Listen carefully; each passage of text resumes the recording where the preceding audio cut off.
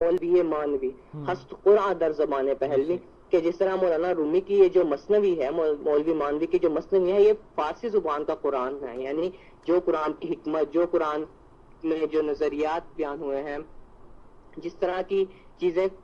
قرآن مجید کی حکمت اور آئیڈیالوجی کو فارسی زبان میں جس نے بیان کیا ہے وہ مولانا رومی. اور اسی طرح کی بالکل اس طرح سے ملتی جلتی بات ہمارے یہاں جلندھر کے ایک شاعر ہیں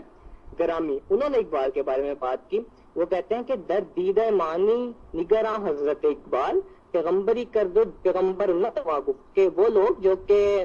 معنی کی گہرائی میں جاتے ہیں، جو لوگ صرف الفاظ کے اوپر یا صرف ظاہری چیز پر توجہ نہیں دیتے بلکہ الفاظ کی گہرائی کے اندر اترتے ہیں، ان کے نزدیک علامہ اقبال نے پیغمبری کی ہے. گو انہیں پیغمبر کہہ نہیں سکتے معاذ اللہ، لیکن وہ کردار یا اسی طرح سے جس طرح پیغمبر کا رول ہوتا ہے اقبال نے اس طرح کا ادا کیا، لیکن آپ انہیں پیغمبر کہہ نہیں سکتے.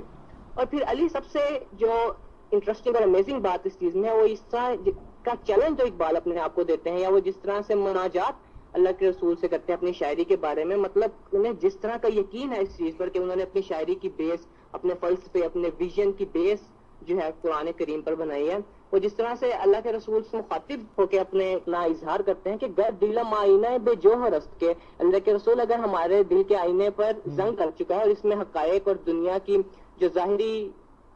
جو بھی کچھ دنیا میں ہو رہا ہے، اگر اس کو ریفلیکٹ کرنے کی صلاحیت اب دل میں باقی نہیں رہی، ور بھرفم غیر قرآن مزمر است، اگر ہم نے اپنی شاعری میں قرآن کے علاوہ کوئی اور چیز ڈسکس کی ہے، کسی اور چیز کو اپنا مرکز بنایا قرآن کے علاوہ، اپنی ویژن کا مرکز، اپنی ویژن کی بنیاد قرآن کے علاوہ کسی اور چیز پر رکھی ہے، تو پھر علی دیکھیں وہ کہتے ہیں کہ پردہ ناموس سے فکرم چاک این خیابہ راز خارم پاک، کہ پھر میری عزت اور میرے فکر کی جو عزت دنیا میں، اور میرا جو ایک نظریہ اور ایک ویژن کی جو ایک عزت، ایک ناموس ہے، اس پردے کو آپ تار تار کر دیجیے. اور یہ تو یہ اس طرح سے کہنا یہ تو بہت ہی مشکل چیز ہے ویسے، مثلا کوئی شخص اپنے بارے میں اس طرح کی بات علی اس طرح سے کوئی شخص تبھی بات کر سکتا ہے جب اسے ڈیڈ بلیف ہو اس چیز کا کہ اس نے جو چیز بیان کی ہے قرآن اپنی شاعری میں وہ واقعی قرآن تھا، ورنہ اس طرح کی بات کرنا بہت مشکل ہے. اور یہ اینڈ نہیں ہے علی، اس کے بعد وہ کہتے ہیں کہ روز محشر خار اور رسوا کن مرا، بے نصیب از بوسہ پاکن مرا،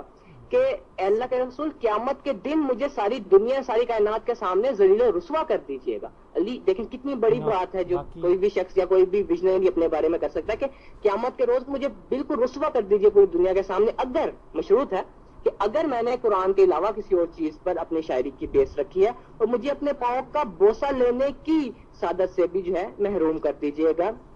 اور علی یہی وہ چیز ہے، اس لیے ہم اپنے سننے والوں سے یہ درخواست کریں گے کہ ایسی غلطی کبھی مت کیجیے کہ اقبال کو صرف ایک شاعر یا صرف ایک فلسفی تصور کریں. اقبال ایک شاعر، ایک فلسفی تھے، لیکن اس کے ساتھ ساتھ وہ ایک مفکر تھے علی، وہ ایک دانشور تھے، ایک ویژنری، ایک آئیڈیالوگ تھے، ایک سیئر تھے جو کہ مستقبل پہ اپنی نگاہ رکھتا تھا، مستقبل کو دیکھ رہا تھا اور مستقبل میں آنے والے حالات کے ہی پیش نظر اپنی شاعری کو ترتیب دے رہا تھا. اور انٹرسٹنگ بات علی کہ اقبال کو وہ خود اپنے بارے میں یہ کہتے ہیں کہ میں آنے والے دور کا شاعر ہوں، آنے والے وقت میں میری جو شاعری ہے وہ آنے والے لوگوں کے لیے، آنے والے وقت کے لیے ہے. اور یہ چیز کو ہم خود، آپ نے بھی یہ نوٹ کیا ہوگا علی کہ Iqbal today he is much more relevant as compare to his own age, کہ اپنے دور سے کہیں زیادہ وہ آج ریلیونٹ ہے، جو باتیں انہوں نے اپنی شاعری، اپنے فلسفے، اپنے ویژن میں دی وہ آج کہیں زیادہ اپلیکیبل ہیں آج کے اس دور میں. اور علی ایک اور چیز اقبال کے بارے میں کہ ان کی وہ مفکر، دانشور، سیئر، ویژنری سب کچھ تھے، لیکن سب سے بڑھ کر یہ کہ وہ اللہ کی طرف سے ایک ولی تھے، ایک اللہ کے ولی تھے، ایک آن ڈیوٹی درویش تھے، جن کو اللہ تعالیٰ نے اس امت کے لیے بشارتیں اور اس امت میں ایک انقلاب اور وہ روح پھونکنے کے لیے بھیجا جو کہ اس امت کا رہنا کا پیریڈ کو پھر سے شروع کرے. اچھا عثمان صاحب، ایسے کہ ماشاءاللہ سے آپ نے بڑے اچھے سے ایلیبریٹ کیے وہ سرکمسٹانسز اور وہ حالات جس وقت میں اقبال آئے، تو ابھی ہم دیکھتے ہیں کہ ایک طرف تو اس طرح سے تھا کہ اسپین میں جو ہماری حکومت ہے وہ فال کر رہی تھی، اور ایک طرف جو ہے وہ خلافت عثمانیہ وہ بھی زوال کا شکار ہو رہی تھی. ایون کہ جو سب کانٹیننٹ ہے وہاں پہ بھی برٹش جو ہے وہ ٹریڈنگ کے لیے آئے، جبکہ ان کا ایکچوئل پرپز جو تھا وہ یہاں پہ کیپچر کرنا تھا. تو ان حالات میں کوئی اس طرح کی پرسنالٹی، کوئی اس طرح کی شخصیت نہیں تھی جس نے لوگوں کو بیدار کرنے کی کوشش کی ہو، یا پوری امت کے حالات پہ انہوں نے کوئی دیکھو علی، جس طرح سے ہم نے پہلے عرض کیا کہ یہ وہ دور تھا جب ہمارا غرناطہ فال ہوا یا اس کے بعد سلطنت عثمانیہ بھی ویک ہونا شروع ہوئی کہ امت زوال کی طرف جا رہی تھی ایز اے ہول کمپلیٹلی پوری طور پر امت میں ایک زوال گو کہ سلطنت عثمانیہ اسپین کے 300-400 سال تک قائم رہی اور اس نے 200 سال تک تو اس کا جلال بھی باقی رہا, لیکن ایز اے ہول امت میں کوئی نئی چیز یا کوئی سائنس اینڈ ٹیکنالوجی میں کوئی نئی ریسرچ یا فلسفہ اخلاقیات یا اسپرچولیٹی میں کوئی ترقی نہیں ہو رہی تھی, ایک جمود کی کیفیت تھی امت پر. اور اس طرح جب پوری امت میں زوال کا شکار ہو, پوری امت پر ایک زوال کسی کیفیت اور ایک مایوسی کسی فضا چاہیے ہو, تو اس طرح کے لوگوں کا آنا اور اس طرح کی باتیں ہونا بہت کم ہو جاتی ہیں کیونکہ وہ امت کے زوال کا دور ہوتا ہے. لیکن پھر بھی علی ایسے لوگ آئے ہیں وہ کہ ملٹری مین زیادہ آئے ہیں, لیکن اگر آپ ویژنری یا آئیڈیالوگ دیکھنا چاہیں تو آپ کو اکبر کے دور میں جب کہ اس نے دین الہی کی ایک نئی خرافات گھڑی اور اسلام جو تھا سب کانٹیننٹ میں خطرے میں پڑ گیا, تو مجدد الف ثانی کی شخصیت آئے ہیں جنہوں نے اپنی پوری زندگی تلوار سے نہیں, اپنے نظریات, اپنی آئیڈیالوجی کی بیس پر, اپنی تعلیمات کی بیس پر اکبر کے خلاف بھی جہاد کیا, اس کے بعد اس کے بیٹے کے خلاف جہاد کر کے اسے ٹرن اپنی سائڈ پر کر لیا اور اس طرح سے دوبارہ اسلام کا ایک بڑے صغیر میں وہ قائم ہو گیا. لیکن اور ملٹری مین کی جہاں تک بات ہے تو انڈیویجول لوگ آئے ہیں, ٹیپو سلطان, نواب سراج الدولہ, حیدر علی. لیکن علی جس طرح کہ پہلے عرض کیا کہ جب امت کے زوال کا دور ہو تب انڈیویجول لوگوں کی کام نہیں دیتی, اپنا سلا لے جاتے ہیں, وہ آپ بھی گئے اپنا سلا لے بھی گئے. یہ بات ہے کہ ان کی اپنی ڈیوٹی اور اپنی جاب ہو جاتی ہے, لیکن امت پر اس کا امپیکٹ نہیں پڑتا, یا ان کی جو کوششیں ہیں, ان کی جو ایفرٹس ہیں وہ اس لیے رنگ نہیں لاتی کہ اللہ تعالیٰ کی طرف سے امت کے لیے وہ سزا کا دور یا زوال کا دور ہوتا ہے. اور اسی لیے ہم ایک بشارت اور ایک خوشخبری تصور کرتے ہیں کہ ان کے آنے سے امت میں چینج آیا ہے. یہ چینج اس چیز کی طرف اشارہ کرتا ہے علی کہ اب وہ زوال کا دور ختم ہو چکا ہے. جس طرح اقبال 1938 میں ڈٹ کے تقریباً 10 سال کے اندر اندر ہم نے پاکستان جیسی ریاست حاصل کی, تو یہ ظاہر کرتا ہے اس چیز کی طرف علی کہ اب ہمارے زوال کا دور ختم ہو چکا ہے. اور اقبال ایک اس کی نشانی کے طور پر, ہمارے دوبارہ سے عروج کی نشانی کے طور پر ایک بشارتیں دینے کے لیے اللہ تعالیٰ نے بھیجے, اور ان کا اثر ہونا, ان کی ایفرٹ کا رنگ لانا اس چیز کی ضمانت ہے کہ زوال کا دور ختم ہو چکا ہے. کیونکہ جب آپ پہ زوال کا دور اللہ تعالیٰ کی طرف سے تاریخ ہوتا ہے تب انڈیویجول لوگ اپنی ایفرٹ کرتے ہیں لیکن وہ رنگ نہیں لاتے جیسے ٹیپو سلطان, سراج الدولہ وغیرہ تھے. اچھا عثمان, ایسا کہ یہاں پہ ہمارے سامعین بھی یہ بات جاننا چاہ رہے ہوں گے کہ اقبال جس وقت میں یورپ گئے اور انہوں نے وہاں کی تہذیب کو اسٹڈی کیا, وہاں پہ ان کی فکر جو ہے وہ کس طرح سے ایوالو ہوئی, انہوں نے کس طرح سے یعنی کہ اس کو ایکسپوز کرنے کی کوشش کی کہ جو ہے یہ بالکل ہمیں سوٹ نہیں کرتی یہ چیز,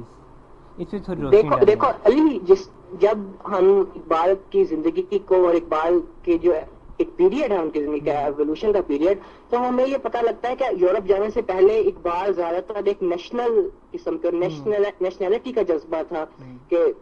یہ ہندوستان وطن ہمارا ہے اور ہم اس کی بلبلے, مطلب اس طرح ایک پورے سب کانٹیننٹ پہ ہندو مسلم یونٹی کے طور پر ایک ان کی شاعری میں ایک آپ کو ایک تصور ملتا ہے. لیکن جب وہ یورپ جاتے ہیں علی تو یہ ایک نیچرل ریئیکشن ہے انسان کا کہ جب انسان کے اندر اس کی بیس, اس کے جو نظریات ہیں اس کے اندر یہ چیز موجود ہو, جیسے کہ اقبال کا گھرانہ ایک بہت مذہبی اور اسلام کا جس میں رنگ غالب تھا وہ تھا, پھر ان کے استاد سید میر حسن نے بھی ان کو اسلامی رنگ, تو ان کے اندر تو یہ چیز موجود تھی کہ جب وہ یورپ میں جاتے ہیں تو وہ چیز کھل کر سامنے آتی ہے. یورپ میں جس طرح خود اقبال کا ایک میں مصرع بورو کر رہا ہوں کہ مسلمان کو مسلمان کر دیا طوفان مغرب نے, مطلب خود اقبال کے ساتھ بھی کچھ اسی طرح کا معاملہ پیش ہے. جب وہ یورپ میں جاتے ہیں تو یورپ اس تہذیب کو, جس طرح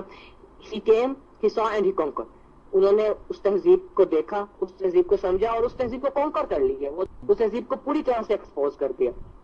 تو یہ ان کے جو یورپ جانے کا پیریڈ ہے, یہاں سے پھر واپسی پر ان میں پین اسلامزم, اور مطلب اس تبدیلی کو آپ اس طرح سے دیکھیں کہ یورپ جانے سے پہلے وہ یہ کہہ رہے ہیں کہ ہندوستان وطن ہمارا اور ہم اس کی بلبلے, اور وہاں سے واپس آنے کے بعد ان کا جو نظریہ ہے وہ یہ کہ چین و عرب ہمارا, ہندوستان ہمارا, مسلم ہے ہم, وطن ہے سارا جہاں ہمارا. یہ تو پین اسلامزم کی ایک سوچ تھی, اور جو امت کا ایک کانسیپٹ ان کے ذہن میں مکمل طور پر ڈیولپ ہو چکا تھا. وہ یورپ کی اس تہذیب کو دیکھنے اور اس حالات کو سمجھنے کے بعد مکمل طور پر ان کے ذہن میں یہ چیز آ چکی تھی. اور یورپ نے ہی یورپ کی تہذیب کو سمجھنے اور یورپ کے فلسفے کو دیکھنے سے ہی انہوں نے اندازہ لگا لیا تھا کہ یہ تہذیب, یہ سویلائزیشن انسانیت کو اس کا حل یا انسانیت کو وہ سولوشن نہیں دے سکتی, کہ یہ تہذیب آپ اپنے خنجر سے خودکشی کرے گی, جو شاخ نازک پہ آشیاں بنے گا, نہ پائیدار ہوگا. اور یہ چیز انہوں نے سمجھ لی, اور پھر اس کو جس سے انہوں نے ایکسپوز کیا آ کر, یہ وہ ایوولوشن ان کا یورپ جانے کا پیریڈ تھا جس میں بالکل